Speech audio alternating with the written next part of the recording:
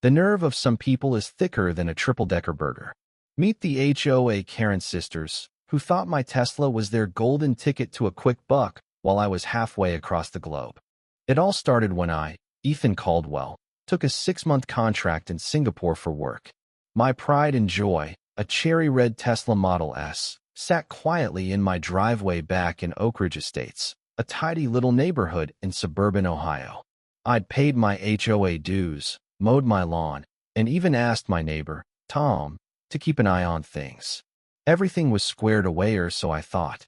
Little did I know, the Karen sisters, Brenda and Darlene, were plotting from their perch across the street, their beady eyes locked on my car like vultures circling a carcass.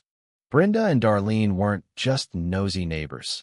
They were the self-appointed queens of the Oak Ridge HOA. Brenda, the elder, waddled around with a clipboard, her polyester pants swishing like a warning siren.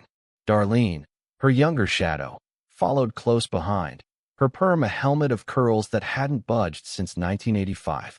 Both were hefty, with sneers that could curdle milk and a knack for making everyone feel small. They'd fine you for a crooked mailbox or a blade of grass out of place, all while preaching about community standards. To them, my Tesla, sleek, modern, and electric, was an affront to their beige, gas-guzzling world. They'd grumbled about it before, claiming it didn't fit the neighborhood aesthetic. I ignored them. Big mistake. 3 months into my trip, Tom sent me a frantic text. Ethan, your car's got a for sale sign on it. What's going on? My stomach dropped. I hadn't listed my Tesla for sale. I called Tom, who described a handwritten sign slapped on my car's windshield, advertising at $4.20, half its value. Worse, Brenda and Darlene were parading around, telling neighbors I'd abandoned the car and they were taking care of it for the HOA abandoned. My car was parked in my own driveway, pristine as the day I left. Rage bubbled up, but I was 8,000 miles away, helpless. I told Tom to confront them, but the Karen sisters were ready. They waved a forged document, claiming I'd signed over the title before leaving. Ethan's gone for good, Brenda sneered, her chins wobbling with conviction. We're just cleaning up the neighborhood. Darlene nodded, her fake smile oozing superiority. Tom, bless him, wasn't buying it. He snapped photos of the sign and their smug faces, then called the cops. That's when things got juicy. By the time I got a video call from Tom, the scene was pure chaos. The Karen sisters stood in my driveway, hands on hips, berating Officer Daniels, a no-nonsense cop with a buzz cut and a don't-mess-with-me vibe. Brenda's voice screeched like a banshee. This car's an eyesore. We're doing the community a favor. Darlene chimed in. He's not coming back. We checked. Officer Daniels wasn't impressed. He'd already run the plates and confirmed the Tesla was mine, registered and paid for. The forged document? A laughable fake, with my signature looking like a toddler's scribble. I watched, heart pounding, as Daniels asked for proof of their claims. Brenda fumbled, her face reddening as she sputtered about HOA authority. Darlene tried to back her up, but her voice cracked when Daniels mentioned grand theft auto. That's right, the Karen sisters weren't just meddling. They were committing a felony. They'd already found a buyer, some poor sap from Craigslist who'd handed over a $5,000 deposit, thinking he'd scored a steal. The sisters pocketed the cash, planning to split the rest once the sale went through. The real kicker? They'd done this before. Tom later told me the sisters had a history of reclaiming neighbors' property, bikes, lawnmowers, even a hot tub, once under the guise of HOA rules. They'd bully owners into compliance or sell stuff off when no one was looking. But my Tesla? That was their Waterloo. The car's onboard security system had recorded everything.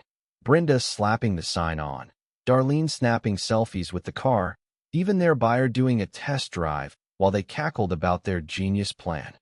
As Daniel slapped handcuffs on Brenda, her bravado melted into a puddle of excuses. This is a mistake. I'm the HOA president, she wailed, her clipboard clattering to the ground. Darlene, meanwhile, sobbed like a soap opera star, mascara streaking down her face. The neighbors, who'd gathered to watch, weren't exactly sympathetic. Old Mrs. Jenkins, who'd been fined $50 for her tacky garden gnome, clapped as the sisters were led to the squad car. Tom sent me the footage, and I couldn't help but laugh. Justice tasted sweeter than my morning coffee. I flew back 2 weeks later, after sorting out work. The Tesla was untouched, thanks to Tom and Officer Daniels. The Karen sisters, though, not so lucky. They faced charges of grand theft, fraud, and forgery. The Craigslist buyer got his deposit back, but the sisters' reputation was toast. The HOA held an emergency meeting and booted them from the board.